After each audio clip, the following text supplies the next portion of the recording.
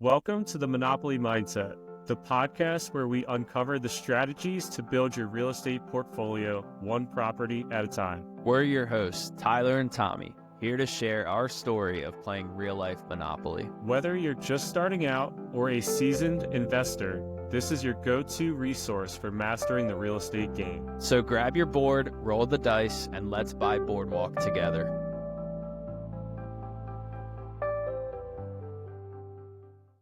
Welcome to the Monopoly Mindset, episode 16. It's going to be another solo episode with Ty and I. We got a great topic talking about rent versus own.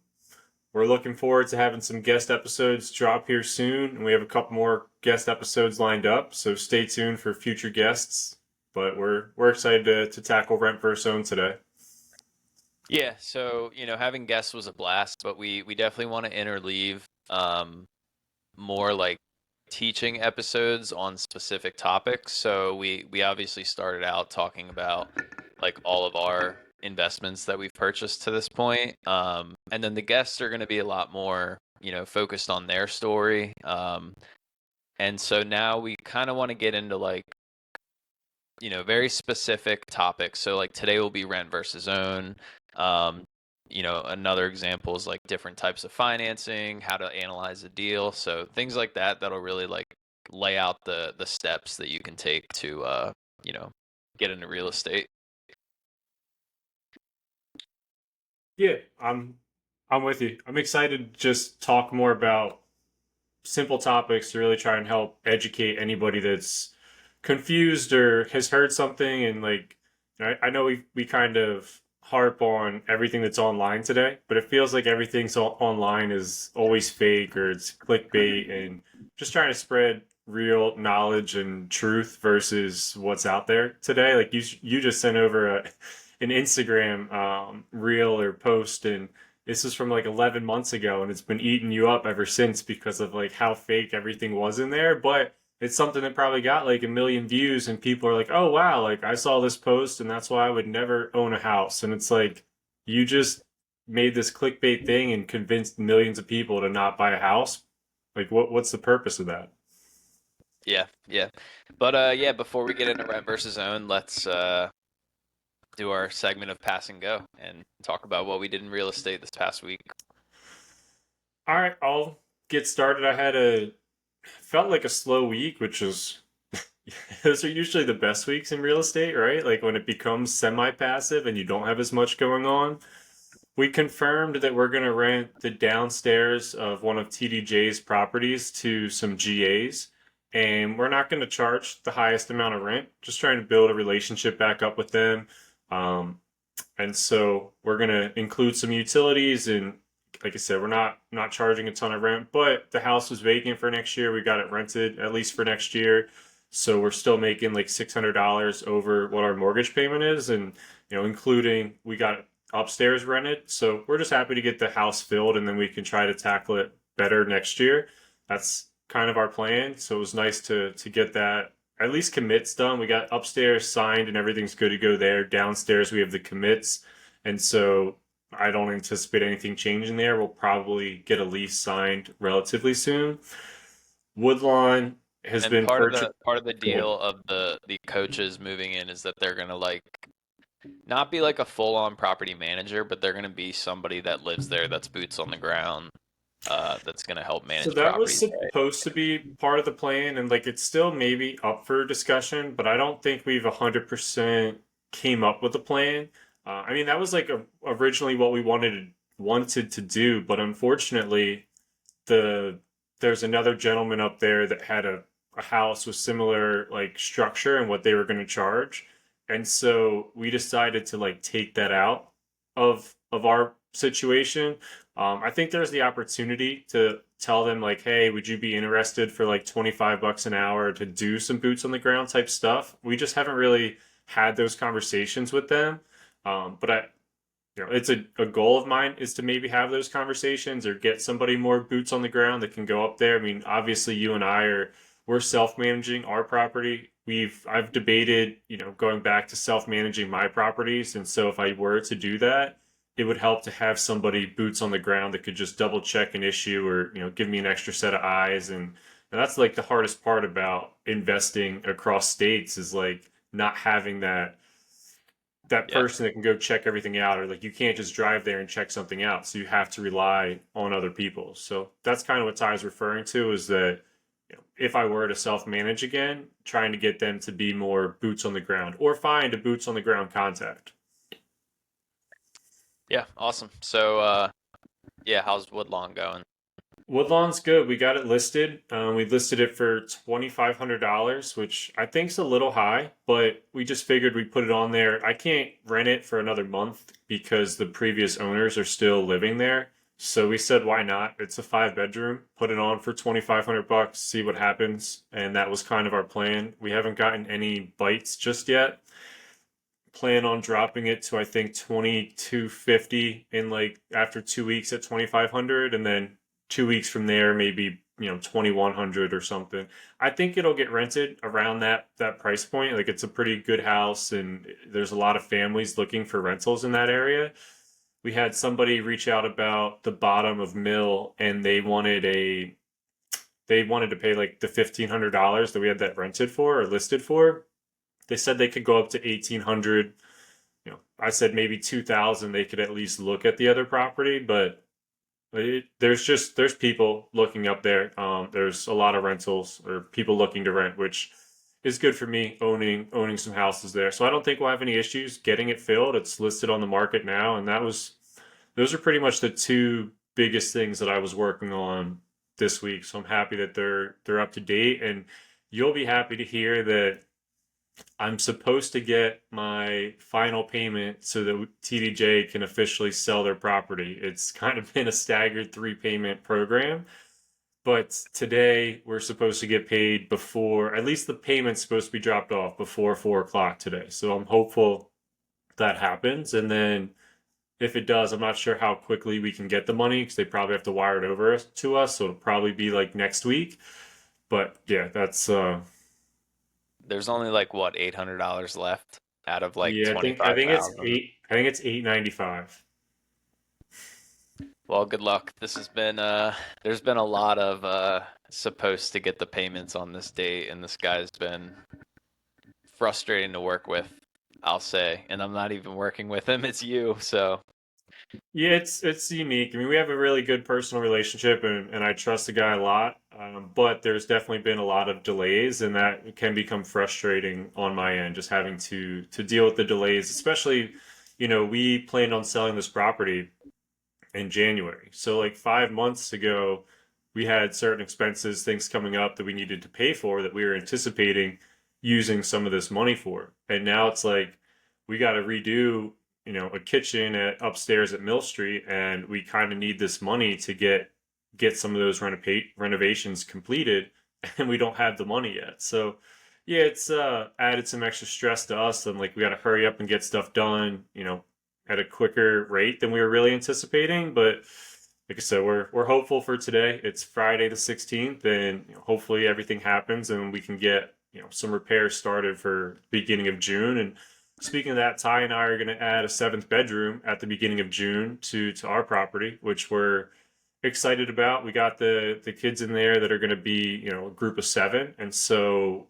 there's only 6 bedrooms today, but there's like 3 massive living rooms, and so we're eliminating one living room, turning it into a bedroom. We think we picked out the perfect area to do it at. The contractor should go up there on the 1st or maybe the 2nd, because I think that's the Monday. And they said it should only take a day or two to get it completed. So that was another exciting thing that we get to check off. yeah. Yeah, we've been kind of trying to figure out which contractor we're going to go with. We got like two different quotes, and yeah, feels good to get that out of the way. So I also, let's see, this past couple yesterday, I I locked in my tenant at my duplex for another 2 years, which I was really happy about because he's like the best tenant I've ever had. Never late, never reaches out to me about anything. I'm sure if something breaks, he just fixes it himself. And I was kind of honestly, I was a little hesitant to raise rent because I've heard like two different business models. It's like I've heard people say that if you get a tenant that pays on time, they will never raise rent, even after 10 years go by. And then I also hear like, no, you have to raise rent no matter what, this much a year. Um, and so like it's a hard thing because you don't want to raise rent enough where the tenant leaves, right? You want to like keep a really good tenant, which they're hard to find. But at the same time, like if you don't raise rent in 10 years, their rent will probably be like half of market rent, right? And that's actually what we're going to get into today is that after 10 years, rent has gone up significantly. Um, but anyway, so what I have always kind of told him is, hey, if you sign a lease for 2 years or 3 years, I'm not going to raise, I don't even think I can raise rent, within that lease period. So he Yeah, raised, or he did he kind of started off market rent because I bought or below market rent because I bought the place with him already living there, and his side of the duplex needs like work to get somebody else in there. So like if he leaves, I'm gonna have to spend probably $5,000 to $10,000 to get it in like a good enough condition to put it back on the market. And I at that point I will get a lot more rent. He's paying 800. I could probably list it for 1,000, but I'm gonna have to spend 5 to 10,000 to get to that point. And yeah. again, he's just amazing. Like I don't even have to think about whether he's gonna pay or not. It's been 2 years and he's never missed. He's never been late essentially. So he signed a But he lived 2 year there lease. for a couple years before you bought it, right? Wasn't he there I for think like 10. five or so years? Yeah, so it's Yeah. So he signed a 2 year lease when I bought it for 800. Again, probably like $200 ish under market rent, but place needs some renovations. And then he just signed another 2 year lease, and I bumped his rent up 3%, which on $800 is $25 a month. So like I was just like, hey, I want to be like standard across all my properties, so I did 3% on the other side. Granted, that's every year because she's only signing a 1 year lease, whereas he's only getting that 3% raise every 2 years because he's signing 2 year leases. So yeah. again, it's On the like other woman, you probably wish you bumped it up 10% because you might want her out of there. right. That's another thing. When somebody's constantly late, it's like you're not really scared to bump rent up because you don't really want to keep them as a tenant because every month is the same stress of like, are they going to pay? Like just this month was like 7 days late, and every single month it's stressful. So anyway, that was really awesome. I'm happy. I mean, he's just super easy to work with. So Yeah, and that and I mean it's then good. It's good for the tenant too. I have a buddy up the street here in Florida that has a lease, and he has a rental, and he was looking at re-upping his lease for another couple of years, but he hit up the landlord, and the landlord's like, I think rent went up a ton. Like I'm gonna have to bump up rent, and like it's I don't really know what the market rents are. I think the guy lives in Colombia and just like bought this house, has never been here. And so I'm talking to my buddy, and he's like, "Yo, we got like great news. They only bumped rent up $50. So $50, and we got to sign a 2 year lease." Like my friend was stoked. Like he's staying at 2 years. He only bumped it up $50, even though rent's kind of increased in this area.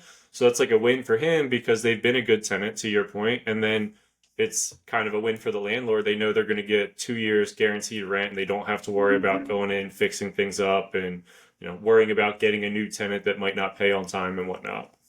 right, and just again, we're gonna go into a lot of this stuff, but just quick advice is if you are a renter, be a good renter, right? Because then your landlord's gonna want to keep you, and they might not raise rent as much.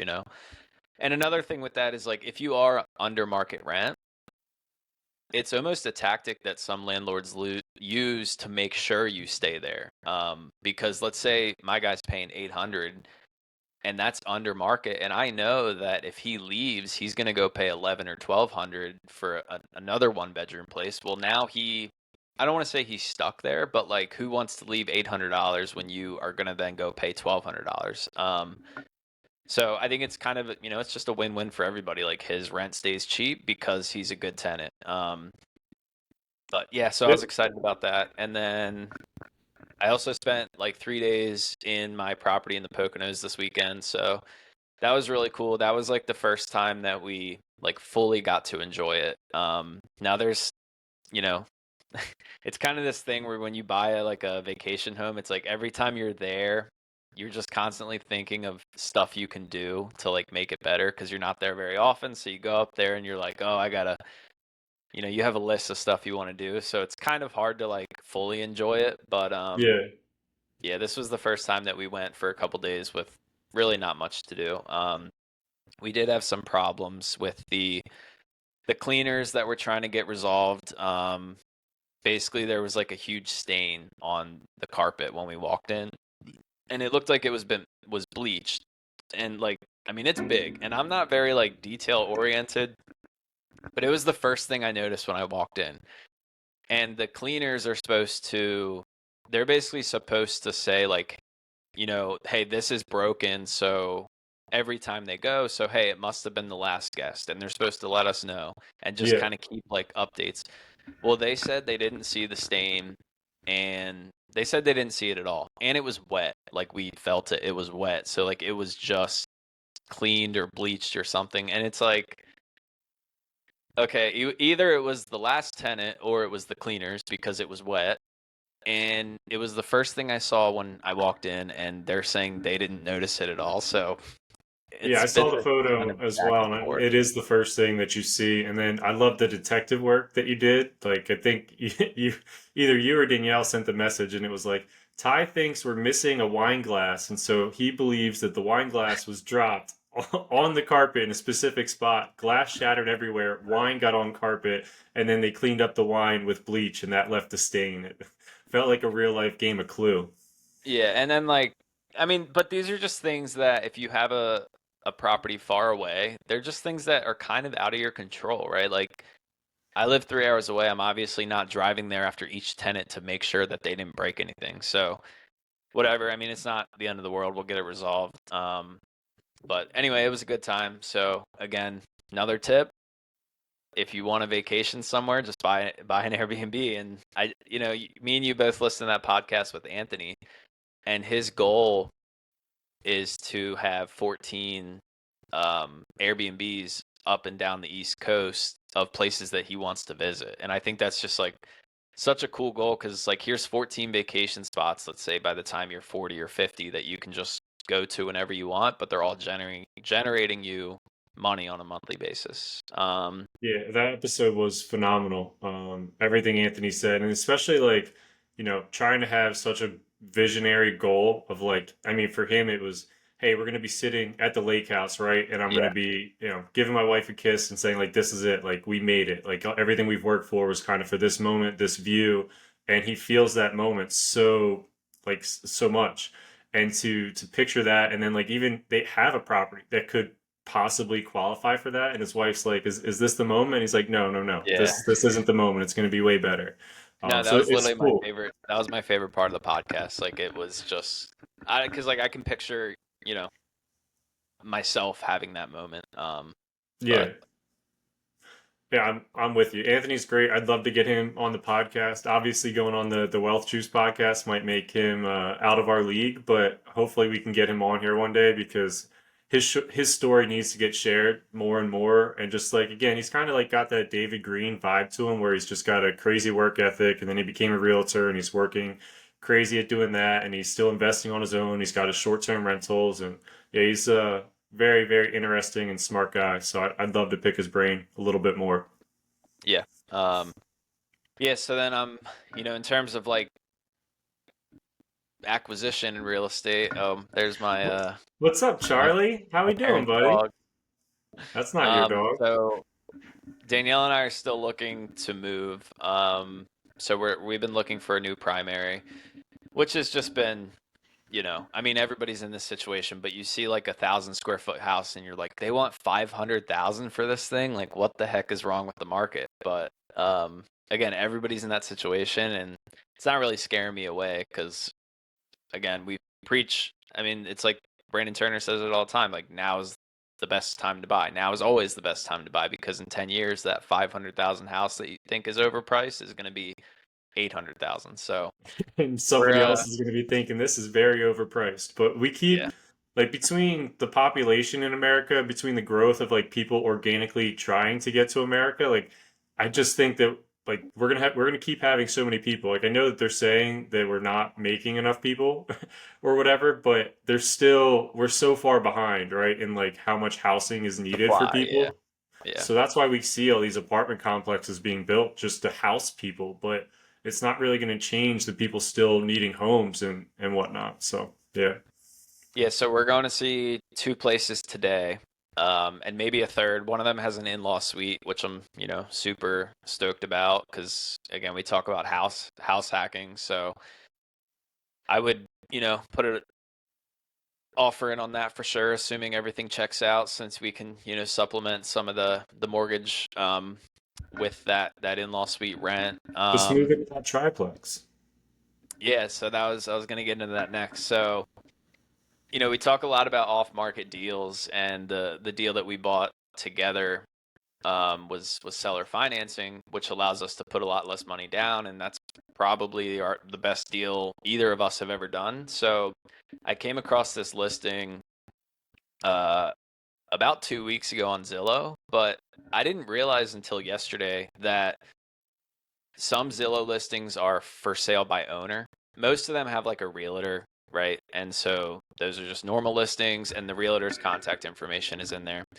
Well, after like yesterday, I was just looking at this property again, and again, it's 3 units in Pennsylvania, and I noticed it was for sale by owner. So I was like, oh, perfect. Like I'm just gonna give the guy a call. And this is what we've talked about like cold calling essentially, but in this case, it's on the market, so we know that there's interest there, right? So I called him up, I asked him a few questions about the property, and my last question, I was like, "Oh, are you interested in seller financing?" And typically, I've asked a few people this, and the answer is always no at first, and so that's like typical. But some people are like, "No way, like I need the money or whatever." This guy, he was like, "No, not really." And then I basically was just like, "Okay, well, like, thank God we just did this offer 6 months ago, so I knew everything. I felt like a pretty good salesman, to be honest. I felt good about myself, but I was like, okay, well, like, typically when we offer on these types of houses, we will give multiple different options, and I'll tell you right now, seller financing is going to be the highest option. I was like, there's a really good chance we'll be able to get your asking price, if not higher. Whereas if we have to go finance with the bank and put down 25%, our offer is going to be a lot lower for it to make sense for us. And basically, we talked for like 5 more minutes, and he was like, you know, you're the first person that I've really entertained this offer because I really like your approach. And like I explained to him exactly the deal that we just did, kind of how the contract looked, how it's all legal with a lawyer and a closing company, and it's all Yeah. very official. And he was like, well, I'm very open minded about that. So, like, why don't you tell me more about it when you come and see the property? So, I'm going to go look at it next week. And, the success rate of this kind of stuff's very low. So, like, it's not like, oh, we're locked in. Like, we got this. We didn't even make an offer. I haven't even seen the place. But, like, just the fact that he kind of went from a no to like I'm open minded about this. He told me one, he's an investor, which checks that box off, right? Like seller financing, typically you're looking for investors. He said he doesn't need the money right now. He said he doesn't even really need to sell. He was just kind of putting a feeler out there to see like if people reached out to him. So And that's like the perfect opportunity because if you're just kind of putting a feeler out there, then seller financing checks a lot of boxes, right? Because you already know it's exactly. sold for price X, right? And then it's going to be 3 to 5 years. I think 3 years was probably a little short, so maybe we can Yeah. try 5 years for the next one. Like Yeah. Yeah. we were just kind of excited, and the other guy wanted to get out sooner, but you try to lock it in for like a 5 year term because then you can, rate should definitely be different by then. But also, he'll get, let's say, 20K up front. So if he doesn't need money, an extra 20, 25 grand up front is going to be huge for him. And then he doesn't have to worry about tenants, like anything in regards to that. It's all handled by us, and he still gets, his payment every month, which is going to be another 3 to 5% in interest. So I mean, it works. Like I'm an investor, and I'm selling a property this way for a lot of the similar reasons. And you make extra money because I mean, I know he's going, owner listing via Zillow, but versus paying any realtor No fees. Like this realtor. is Yeah. kind of, yeah, So and again, we did a whole topic. I mean, we did the whole episode on us purchasing our property and the benefits for the seller and the buyer. But basically if we wanted to buy this place for 400,000 with a bank at 8%, one, we're putting down 25%, let's say 100 grand. So we're not even going to be interested at all. Like we don't want to put down 100 grand for this property. Well, instead we could probably offer him 425, put down 25,000, we'll say, and instead of getting an 8% rate at the bank, we'll probably offer somewhere between 3 to 5. And so our monthly payment on even on a $25,000 more of an offer, our monthly payment is going to be significantly less, because less or the same, right? Because the interest rate. So, and again, for him, he can get a lot more on the offer price, whether we go $25,000 more or 50 or whatever. We gotta run the numbers once I see it and figure out like if it needs a renovation and what the current rents are and stuff like that. But yeah, I mean, it seems like the type of deal that we just did, and the deals that allow you to grow really fast with not as much money out of pocket. So Yeah, and I mean, like the coolest thing about these types of deals is like if you can do 4 to 5 of them, like they're almost life changing, right? Because yeah, like they're not easy to get and they're very sparing that you're going to come across these opportunities. And that's why when you do, it's worth having these conversations because if you can go through an individual versus like a bank, you're going to save so much more money and you can get into the deal with less capital. And then the less capital you can use that to do it again. And if you find 5 of these seller financing type properties, I mean, you can get 5 houses for almost the price of one, and then make significantly more, cash flow because you have a lower interest rate than what you're going to get at a commercialized bank. yeah. I mean, I think you definitely need some experience because typically you're not using a realtor to buy, and so like it could be very risky to just go offer somebody 400,000 without an inspection, without an appraisal, without a realtor. So you kind of need to like have some experience in real estate. For example, this place has a well and septic, and like typically you don't do any inspections at all. But with the experience that Tommy and I have, I honestly might still want to do a septic inspection because that could be like a really big expense. Yeah, So there's still a lot of unknowns. Or like I could loop my realtor in and just say like, hey, the seller's not going to pay you the 3%, but like we'll pay you the 3% at closing or something like that. yeah. No, that's cool. I'm pretty excited to hear about the opportunity. I know you called me right before I had to go for dinner last night, so we didn't get to talk too much about it, but I'm excited for you to go check it out, and maybe we can work on putting some numbers together. I don't know if you want to bring them before or after. I'm guessing you want to see the property and then put the Yeah, offer in, right? So yeah, but I think we'll probably have like the sheet ready that you basically yeah, offered to Hillcrest and just adjust the numbers after I see it because he said, oh, it's moving ready, it doesn't really need any work, but you never know that you could get there and it's like a total piece of crap. So seems like a good guy. And like, hey, at the end of the day, we're just taking a swing, right? And hopefully, we hit it out of the park. Worst case, nothing happens. Best case, it does. And something in the middle is he weighs a couple different offers and gets back to us in a couple different months, and then decides to take it, which is honestly what happened on our first seller financing deal. It's not always the immediate answer, but he's probably going to get lowballed by a lot of people that have to go to a bank. And we'll get the well, and accurate we'll numbers. probably we'll probably have an offer that's financing, an offer Hmm. that we really don't want him to accept, but it's going to be so low that if he does, we'll get a good deal and we will finance with a bank. But what's really more important is it makes that seller financing offer look so much better, right? Like Yeah. we might offer 300 from a bank, and honestly, it might be worth 300. Like to get a good deal. We might not want to go over 300 if we have to put down 25%, right? Because that's $75,000. And so it's like, it's one of those things that's like, all right, there's no way he's going to accept that. That's really just there to show him that, hey, this seller financing option, because now we're offering 425, is a much better option.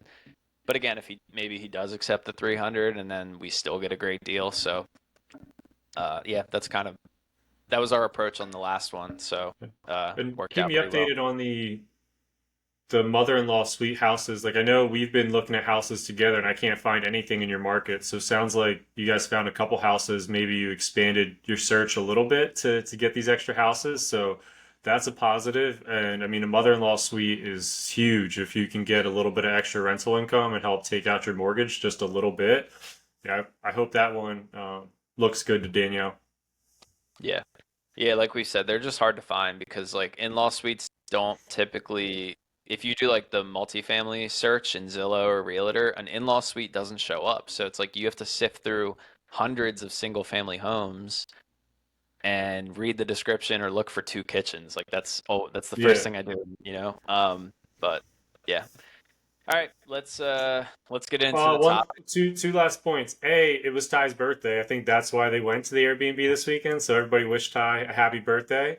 I'm glad you got to spend it up there. It was fun seeing photos of you just enjoying the hot tub and relaxing, and it was cool. Thanks for taking your mother-in-law and my mom up there for Mother's Day as well. She loved seeing your house and your property. She thinks it's beautiful and great. And I'm thankful that you took her up there as well, shared your birthday weekend with her a little bit. And Ty decided to splurge and buy himself a fancy brand new truck. So that was also something that he did, and the truck looks really great. Yeah. Yeah. And you can I don't see know how much I buyer's want to get remorse on into it. Ty's face already.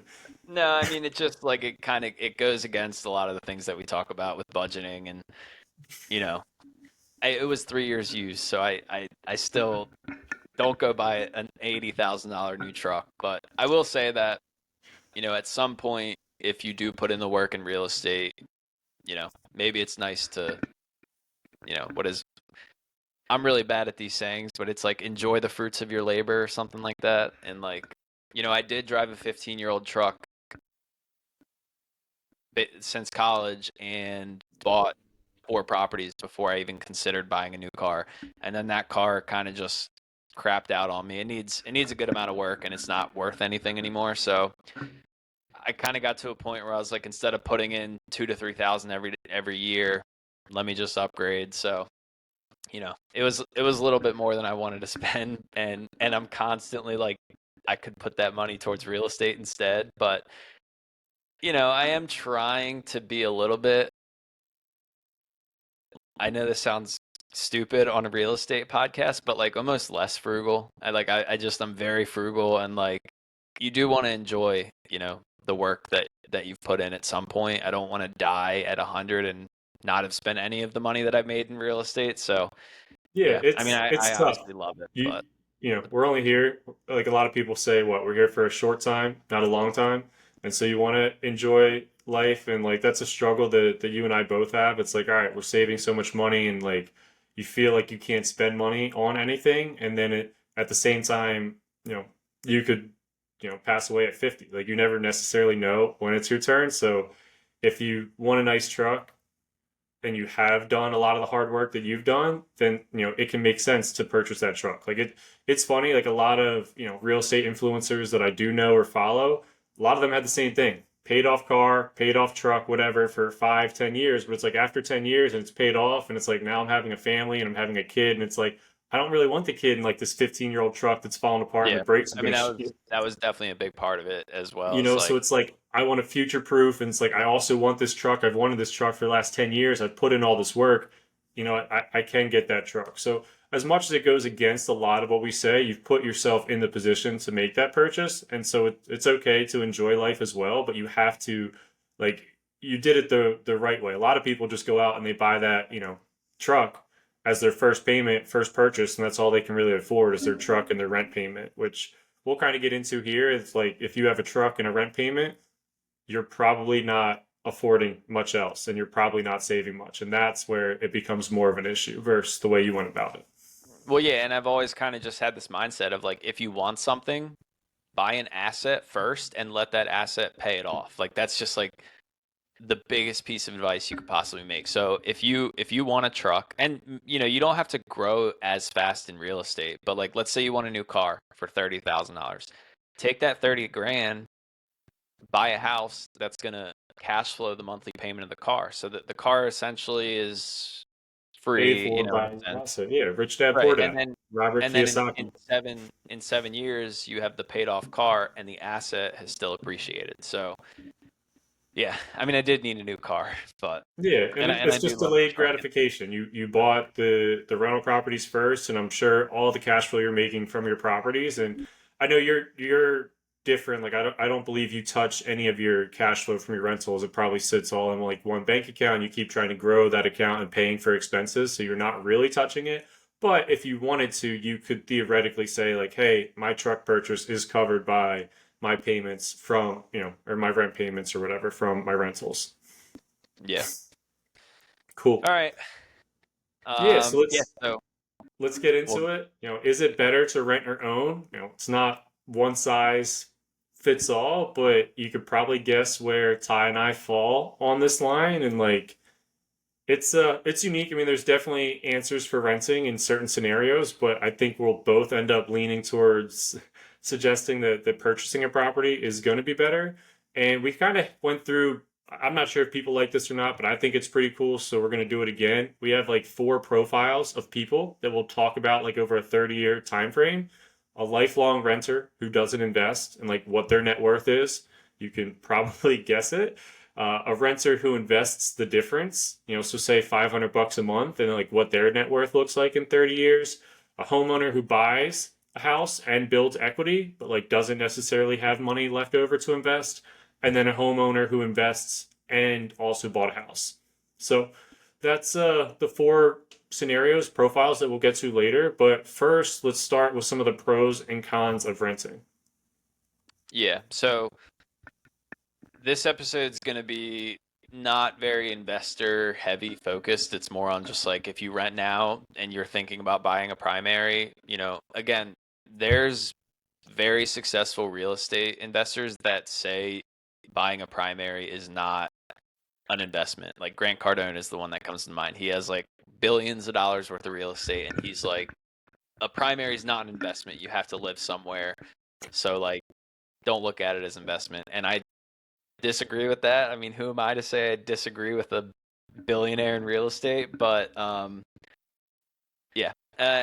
So some pros and cons of renting. I mean, just to start with the pros, you don't really it's stress free, right? You don't have to save up a down payment, which is huge. I think that's a huge barrier um, of people to get into real estate is the down payment. Like a lot of people can't save up $25,000 or whatever it takes in your market. You don't have any monthly repair costs, right? Typically, anything that breaks is covered by the landlord, and honestly, like that weighs on you to a certain extent. Like the more properties you have, just something stupid like, oh, there's a storm. Am I gonna have flooding? Is a tree gonna fall on the roof? And the more properties you have, the higher chances that you're gonna have these repairs. So like at any moment there could be a $10,000 expense that you weren't necessarily prepared for. But again, when you run your numbers with that stuff built in, it's fine. But um, what are some other pros?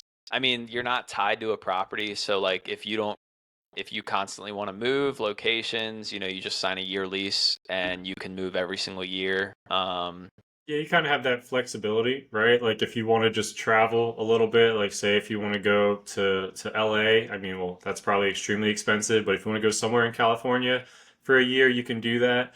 My dad just moved down from Pennsylvania to Florida and like he's got a rental, but then, it can become, as much as you have flexibility, like a year lease is still a year lease, so a lot of things can change and you might want to move somewhere else and you are kind of stuck there for at least a year, but overall once that year's up you have flexibility to up and leave. You probably have the option to ask the landlord or property management company like, hey, is it okay if I leave a little bit earlier, and maybe like you're not paying a ton in rent and like they want to jump up the rent, so they might agree to that too. But yeah, definitely flexibility is, I think, one of the huge pros of renting. Like, hey, we're just going to be here for a year. We're going to try it out. If we really like it, maybe we'll look at buying. Maybe we'll re up. If you're moving with your job, it puts you across the country. Flexibility is definitely a big pro for renting. yeah, I guess another one would be debt. Like some people don't want to take on debt. And then your option is to save up for 30 years to buy a place cash, which is just not it's just not your typical approach. I don't know. Honestly, what are some other benefits? Because there's a reason that we don't rent, and because for me, it's personally hard to think of benefits. I mean, Well, I yeah, like guess when you even when you said like my like skin started to itch when you're like, oh yeah, like the positive of living up there was what was one of the pros that you said? I was like, that's a real negative in my mind. But down payment, repair cost, flexibility. Those are the three I can think of. I mean, I guess a I think big one. there was one other one that you said, and it was like I forget what it was, but I was like, I actually look at that as like a negative. It might have just been like that your rent's like locked in, or like you kind of know what you're gonna pay. And I was like, yeah, but you're paying so much to nothing. Like it feels like such a wasted payment to me that like that was the main reason I could never really rent. Yeah, I mean, I guess a benefit, and this is very situational, but I think especially today because house prices are so expensive, there is a good chance that if you go buy, your monthly expenses will be more initially, say on year one, than if you go rent. And that's very market dependent. I used to have an argument with my brother about this because I'm trying to convince him to buy. And he's just like index fund investor, right? And I was like, dude, no matter what, real estate rentals is a business that makes sense everywhere in the world or the country. And buying is always going to be cheaper because why else would landlords buy properties and rent them out? And turns out I was wrong because he lives in South Florida and Fort Lauderdale specifically since COVID is one of the areas where if you buy today versus rent today, you are going to pay significantly more in buying. So it's AKA it's very hard to invest as an investor in South Florida because your mortgage might be 3,500.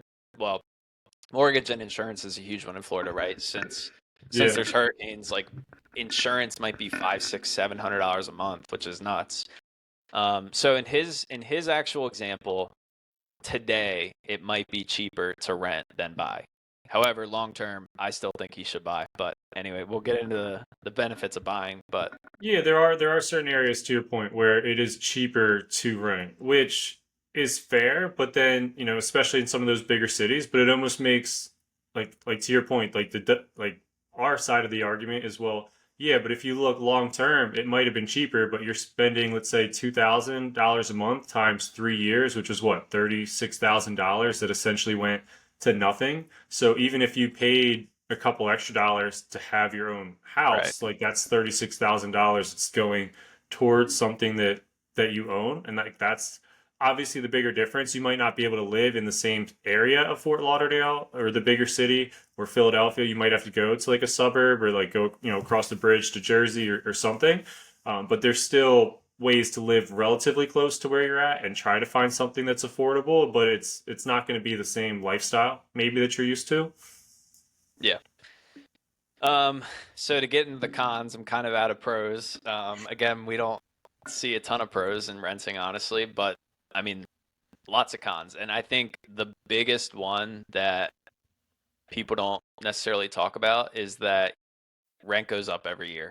And I know we just talked about, you know, why a landlord might keep your rent the same, whatever. But on average in America, rent goes up 3% a year. So going back to Fort Lauderdale, on year one, you might be a little cheaper to rent. Well, at year 10, you're going to be significantly more, right? Because 3% compounded over 10 years. I don't know what it adds up to, but like 100%. So 50%, I don't know. But let's say your rent nearly doubles in 10 to 15 years.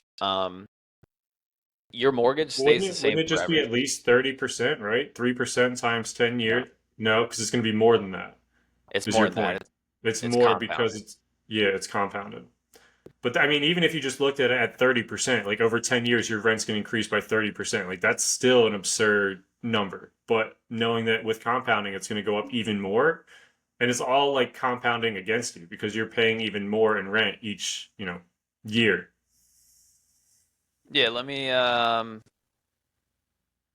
Ty's just going plug to it in real quick. calculate this out. But that I'm with Ty. This is one of the biggest things that actually makes me think, you know, as a pro for real estate is rent inflation. Like it is going to keep going up 3% a year, and like one of my favorite things I've heard from Brandon Turner and David Green was like, just buy a house and hold it. And if you hold it for 10 years, you're going to be getting 35, 45, 50% more in rent each year. So if you're getting $2,000 a month today, that could easily be $3,000 a month in 10 years from now.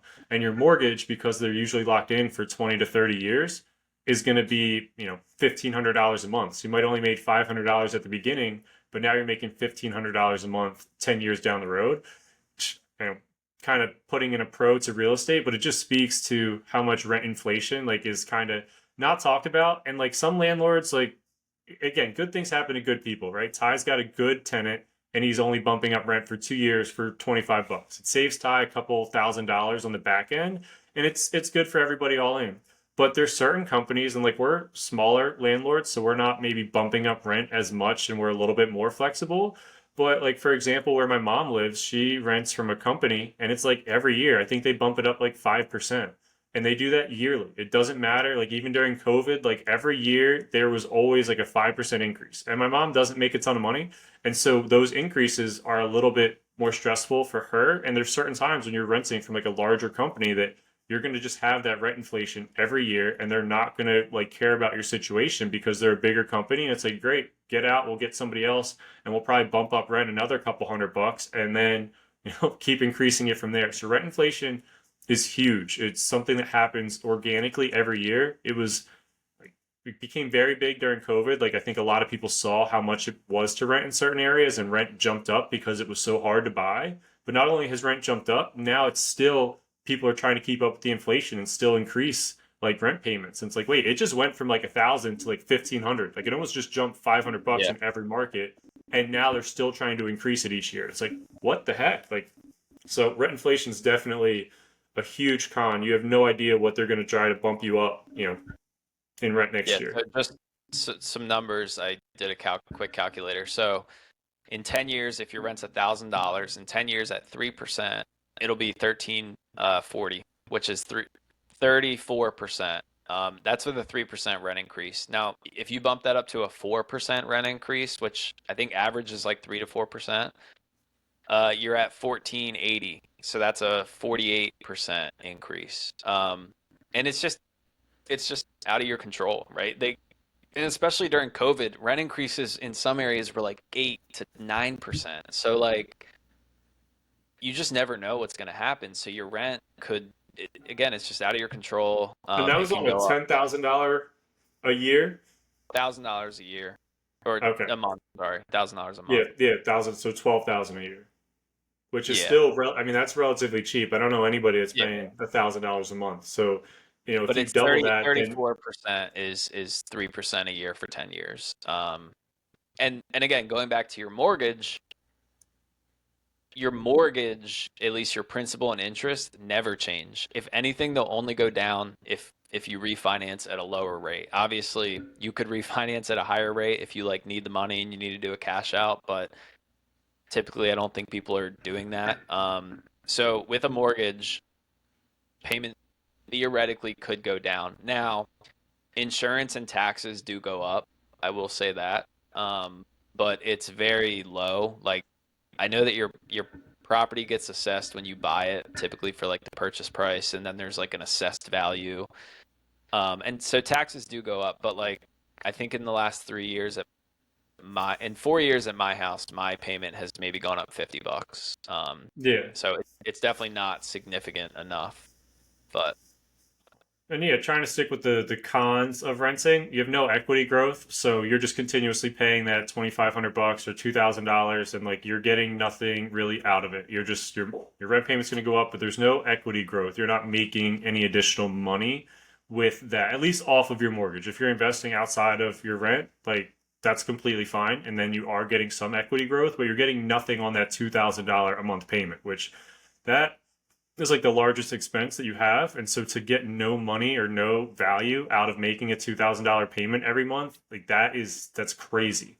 So no equity growth is huge. And then limited financial leverage. Like you really don't get any financial leverage from making a mortgage payment. Like it doesn't really go to help your credit score. If anything, all it does is like hurt you. Like if you go to buy like Ty's truck, they're going to say, okay, what's your rent? Well, your rent's $2,500 and you make $4,000 a month, you actually, your debt to income ratio, we can't allow you to buy this truck because you don't make enough money. Granted, most car dealerships are going to try and find a way to get you to qualify, but you have limited financial leverage. It's almost like a negative thing, which everybody's got to pay somewhere to live or like have that type of payment. But typically, a mortgage might be a little bit less expensive than your rent payment. Is what you would hope, and especially if you look at like house hacking and you have extra ways to make income, you can kind of offset that a little bit. But yeah, you have limited financial leverage with having a mortgage payment. Um, Yeah, sorry, I was doing more calculations, but no, you're yeah, good. I mean, principal pay downs the probably this honestly probably the biggest thing that's going to generate you wealth. Other than rent increases, it's probably the biggest con is that none of your you said like $36,000 a year or whatever if your rent's 3 grand. At least if your mortgage is 3 grand, you're not getting $36,000 a year in equity, but you're getting um depends on what the rate is and it depends how far you are into your loan because if you have an 8% rate on year one, you're probably getting like $2,000 worth of principal. But again, it's $2,000 more than if you were renting. Um, Yeah, and then it keeps growing every year. So it might be right. 2000 year one and then 2000 or 2500 year two or month two. Like it's going to keep going up and you're making more and more of that is going towards your principal versus throwing it away. And then there's just like you get some financial leverage. Your credit score goes up. You look better on paper. Like there's a lot of additional values. I mean, not that they're huge, but like the better credit score you have, the more access you have to money if you ever need it. You can go take a loan out and like it just helps build your credit portfolio or as well. Right. Yeah, I mean, and all these cons of renting are basically the pros of buying, but I the know we're the like third we're one, just literally talking about why it's better to own and like barely coming up with pros and cons for renting because I it's just difficult for us and like and I know when I rented when I first graduated from Misericordia, it's like wow, I'm paying $500 a month and it killed me knowing I was paying that much money towards nothing. And so seeing people pay $2,500 to rent, it definitely eats me up. It's just like how that's just a lot of money to not really go to anything of value. And like there's I know one of the biggest pros that we talked about is lower upfront costs for rentals. Like you get in there, usually it's first month's and last month's rent, so it's like 5 grand or something like max if you really need to get in there, and then you pay the $2,500 a month. But if you need the 5 grand, like to buy a $300,000 house, which even if it's you know, like a condo, a townhome, like a smaller single family home, buying something for $300,000 feels reasonable in most markets. And with 5% down, I mean, it's only $15,000 a month. I don't know, or sorry, $15,000 for a down payment with 3% plus your closing costs. So if you can scrape together the five, I mean, maybe it's worth asking family members or somebody else to help you cover that next 10 to 15 just to help you get in the house. Or go live cheap, live with your parents or something for a couple of years until you can save up the 15 grand for that down payment, and then make that down payment and start growing from there. I think that's another smart strategy. But all right, let's get into the pros and cons of owning. yeah. I mean, we did a whole episode on the four pros of real estate, but again, we just talked about two of them. One is consistent payment for 30 years. A loan pay down, like you mentioned, appreciation is that's where a majority of wealth is built in real estate, right? Um, I just heard the Wealth Juice put out a video. They said cash flow is sexy, but appreciation grows wealth. So again, if you rent, let's say today you rent a house and it's worth $100,000. In 30 years, it might be worth $250,000. By renting, you just lost out on $150,000 of appreciation that the landlord made off of you. So, that's just massive to buy. Is every year you can expect about 3% increase on the value of your house. So again, all the cons of renting are basically the pros of buying.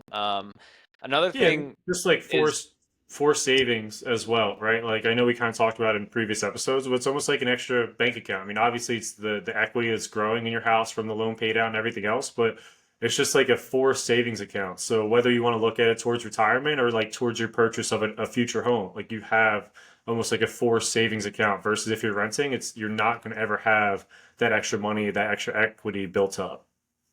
Yeah. And this one's not really like financial, but maybe it's just like mental, like the feeling of owning your own home, which gives you flexibility to do what you want with your home. Let's say your carpet's really old and you want to replace it. You don't have to ask anybody if they'll pay for the replacement. And some landlords aren't very good. And again, just owning your home, you could do whatever renovations you want. You could build shelving, whatever. If you rent, it's like you have to get permission or try and get the landlord to pay for it. And there's a Or good you might chance get they don't want charged to. after the fact if you do something and the landlord doesn't like it. Right.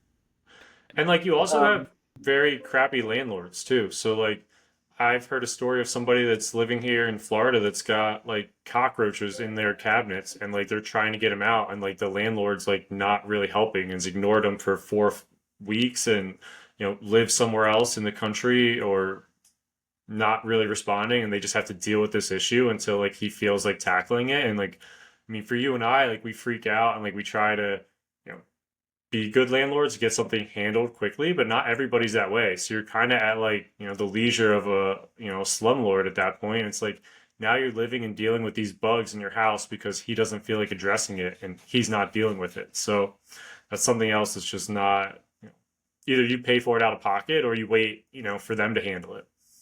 yeah. Yeah. I mean, I don't, we've done like a full episode on the pros of real estate, and it's obvious to us that it's a much better investment. But just to kind of like cap it all off, is that in 30 years, if you never refinance, you're going to have a paid off asset that's going to be worth double what you bought it for, right? Uh, Again, every month your principal's getting paid down, your appreciation's going up. In business and real estate investing, there are tax benefits that we talked about. And this is just buying a standard single family home, right? If you start getting into like house hacking or like buying a place and then moving out in 2 years and renting it out, that's where you can really like explode. But I still think that just, buying a place is just financially a lot better. Now, there are cons, right? And again, all these cons are the things that we said at the beginning that are pros of renting. If if you want to move around a lot, you probably shouldn't buy, or if you buy and sell 2 years later, there's a good chance you're going to lose money with closing costs, right? Even though your sales price might be 6% higher, by the time you pay closing costs on the purchase and the sale, it doesn't really make sense to move every 2 years or year if you're going to sell. It makes sense if you're going to keep it and rent it out, but if you're going to sell in a short amount of time, you're going to lose money, and it is much better to rent. But that's a certain scenario where somebody, maybe they want to travel and move, or I don't know. But if you're planning on being somewhere for 3 to 5 years, I'd say minimum, then you're gonna And be okay it's if funny though you because sell. like as much as like that can be an argument, it's like there's so many ways that you can do things smarter. So if you are going to be there for 2 years, great. Buy a fixer upper, put a ton of work Yeah, into it up front, and then you force the equity. You're there for 2 years, you live in this brand new, nice fixed up home, and then you go and sell it after, and you made a ton of equity because you did the renovations and you lived there like nicely and didn't destroy the house. So it's kind of like a live-in flip scenario, and you can make a ton of money. But like again, that's like thinking as an investor versus just like a right. traditional. But like that's not it's not that hard to do to get like a 203K loan to do some of those repairs or just buy like I'm assuming if you're moving every 2 years and have the option to buy a house that you might have some additional flexibility and like that could be added to your strategy. But like overall, if you just bought a house, lived there for 2 years and then sold it, probably not a ton of money to be made the way Ty described it. Yeah, yeah, and then again, just the same things we already said, but you do need a down payment, right? To get a rental, you typically need first month's rent and last month's rent or security deposit. You need, let's say your rent's 2 grand, you need 4 grand. To buy a Mm-hmm. house, we're just gonna say $30,000 if you put down 3% plus closing cost, whatever. Could be cheaper, could be more.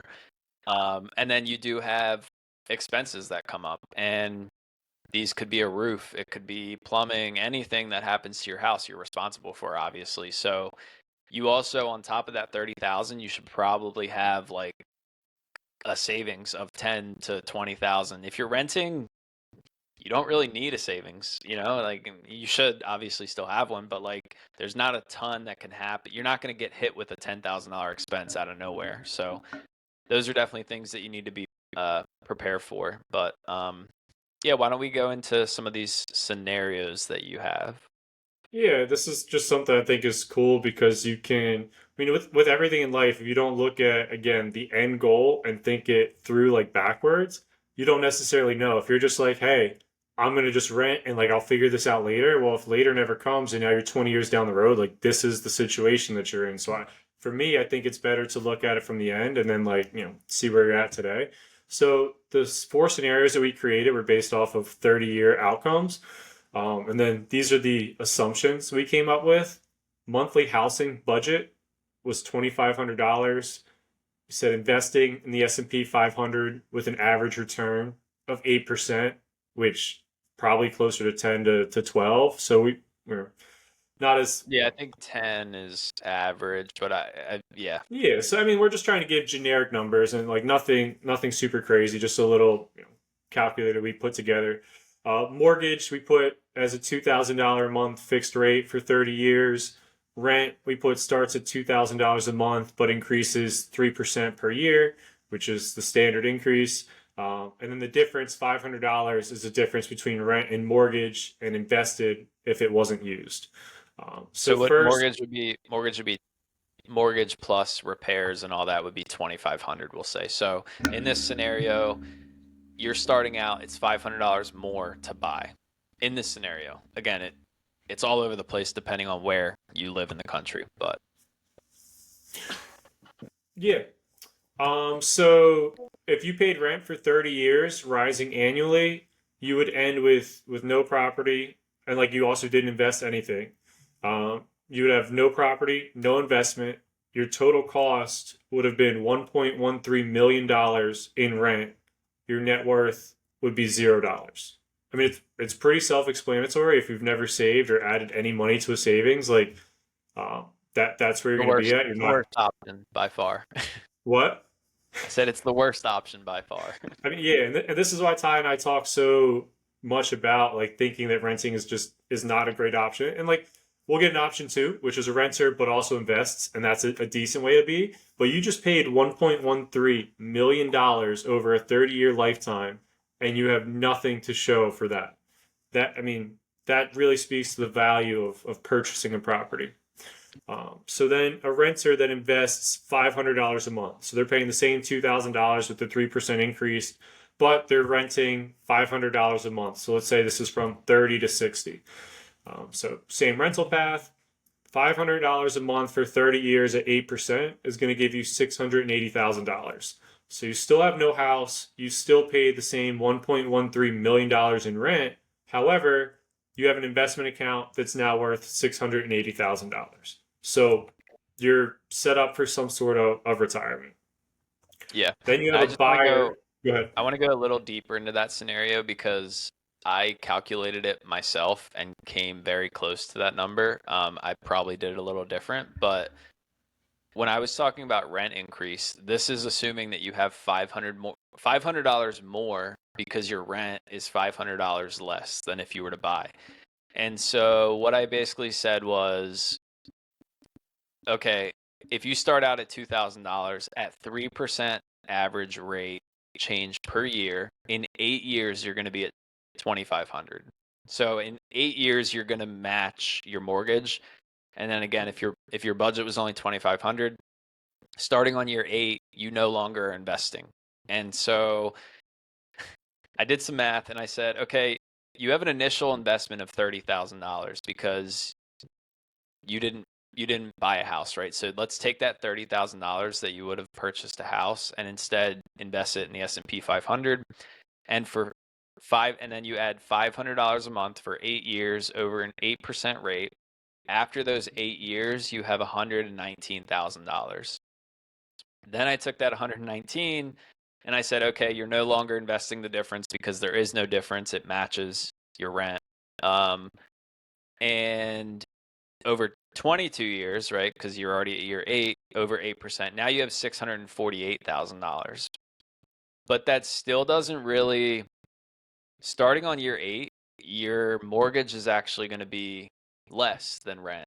So like instead of investing $500 on year 1, let me just go back to the rent calculator. Let's take year 15 for example. Well, now your rent on year 15 is 3,100. So instead of investing $500 in the difference, you're almost losing $600 in the difference, right? And that's not really factored into this calculation. We'd have to do a lot more like calculation, but honestly, I think the number's a lot lower than 680 if you factor in, again, year 1 you have $500 in excess, but on year 15 you have negative $600 in excess. So instead of investing 5, you're at negative 600. And let's go with year 30. Let's just see, or on year 30, your rent is going to go from 2,000 to 4,800. So again, now the difference between rent and mortgage is 2,300, right? Which is, it's almost double your mortgage. So I just wanted to touch on that. I don't know that these numbers are super accurate if you take the 3% rent increase throughout 30 years, which is significant.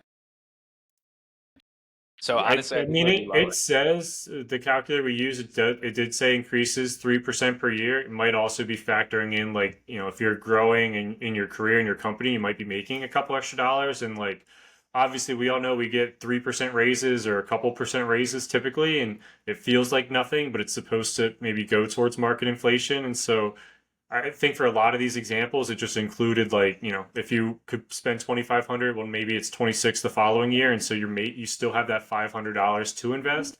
But to Ty's point, like, it just speaks to the value of purchasing a home, and like even if it's in the Fort Lauderdale market where it seems like it's absurd to purchase a house, well, in 5 years, whatever you're paying in your mortgage of $4,000 a month versus the $2,500 in rent, that's going to be almost $3,500 in rent, and you're going to have the same $4,000. And then in 10 years, it's going to go up to $4,500 to rent, but you're still going to have the $4,000 mortgage payment because it's locked in for 30 years. It's not going to change, where your rent is continuously increasing 3% a year. That's pretty much the point you're trying to make, right, Ty? Right. Yeah. Yep. So then All you right. would have, like, and so in that scenario though, if you're making more money at your company, then the $500 additional you can invest is going to keep increasing too. So you can also keep your mortgage payment the same, or And invest in and the invest more. S&P at the same time, which is scenario 4. So Yeah.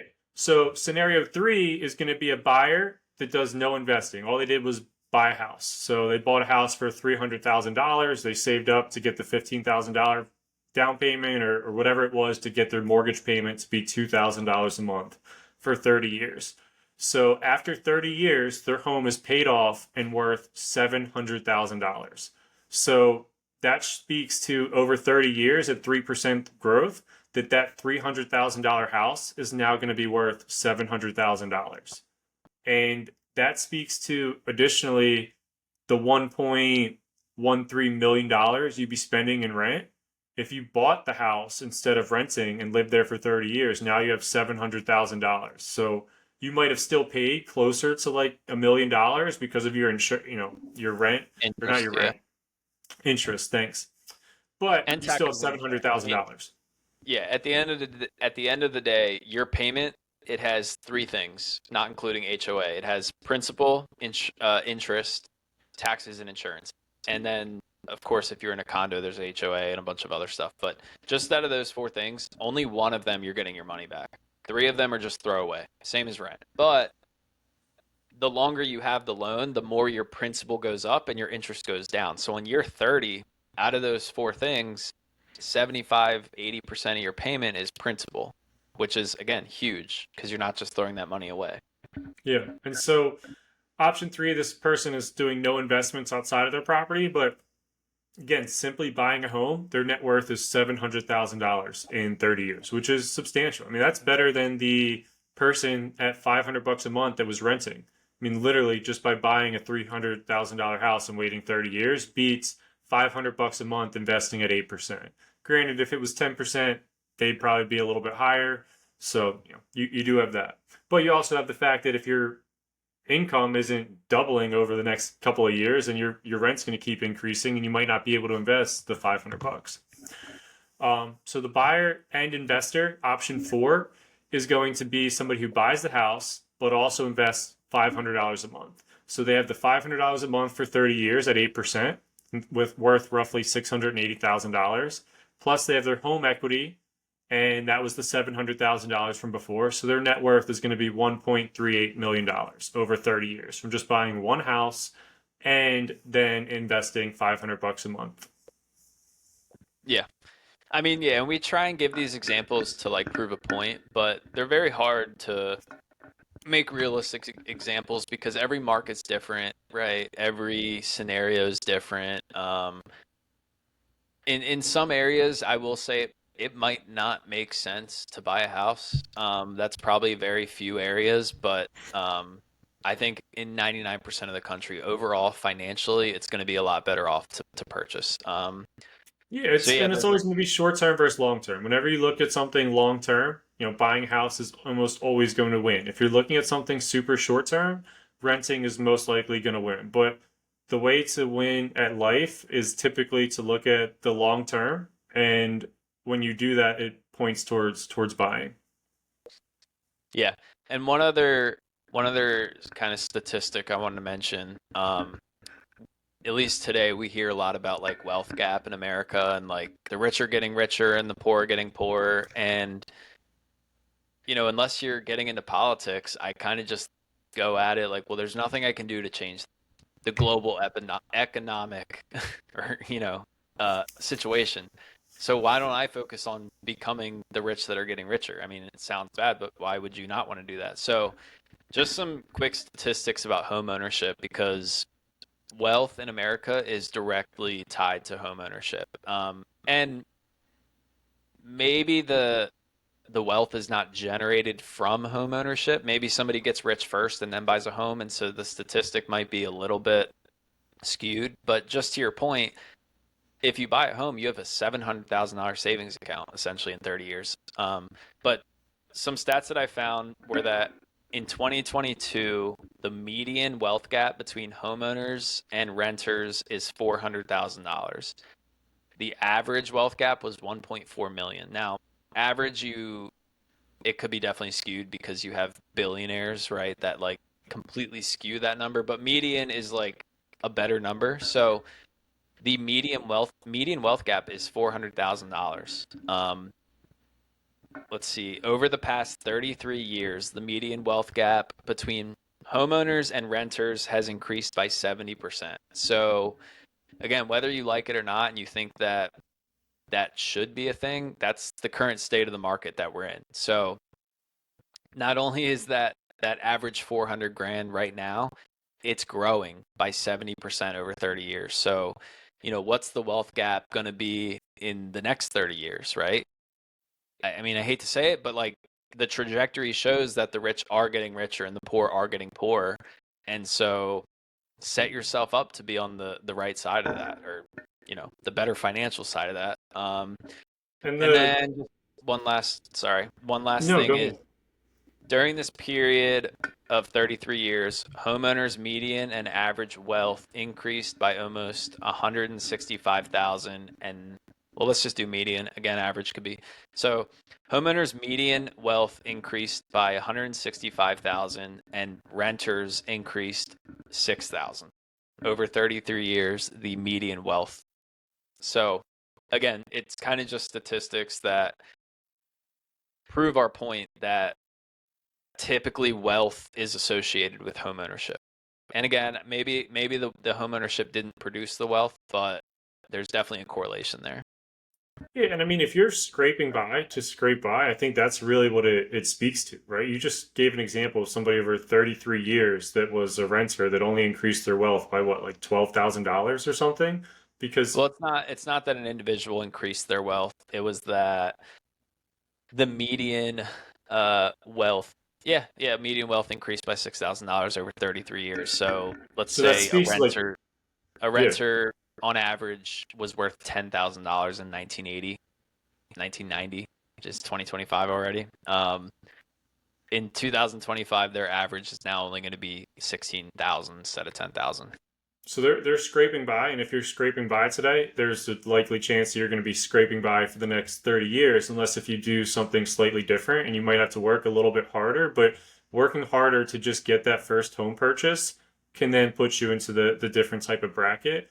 And on top of it, like we see for the average home buyer, I believe, is 38 years old right now. First time home buyer, I think that's the average age is 38 years old. And so if you're below the age of 38, you have a huge advantage to just beat the average and buy a house before the age of 38. And if you can do that, you're setting yourself up for, again, like the wealth gap, you're increasing at 70% a year, and like you're not increasing if Not a you're year, over 33 years, but over that's 30. still Yeah. But you can be a part of that increase by just getting a house below the age of 38. You're actually, going to increase significantly more because you're buying it earlier than the average first time home buyer today. yeah. Yeah, so with that, I think we'll wrap up, and I'll just say something that we should probably say every episode. And again, like at the end of the day, you need money to get into real estate, and you need that $30,000. So if this seems like impossible to you, then step number one is, and we want to do an episode on budgeting, personal finances alone, but step number one is either save more money or make more money, right? And that's going to allow you to get the $30,000. So, and And it then doesn't have to be a long term thing. Like if you're not somebody that wants to work very much or like extra, that's fine. You don't need to do it for the rest of your life, but sit down for 2 years. one year Yeah. and yeah, one year pick up a waitressing job on the weekends and make additional money, and then you make that $15,000 in that one year. So you take somebody that's scraping by today, barely making their rent payments and not saving anything, and they're going to be the person that over 30 years only makes $6,000 towards their net worth, right? So if you take that person, but they work extra shifts over a weekend and they make $15,000 and save it up, or $20,000 over one year, and they use that to purchase a home, they're already in a completely different trajectory by doing that. Yeah. Yeah, that's a good point. Just 2 years to save up the down payment, and then if you want, you could take your foot off the gas, and now you just pay your mortgage. So yeah, Yeah. Awesome. Well, thanks for tuning in to Rent versus Own. Apologize we didn't have that much benefits for renting, but that's kind of what we thought going into it. If you kind of disagree a lot or have a lot of points towards renting, feel free to reach out to us, or maybe we'll have you on the podcast and we can kind of debate it together. I think it's going to be tough to change our minds, but we look forward to anybody that wants to take us on. yeah. Thanks for tuning in. We'll see you next week.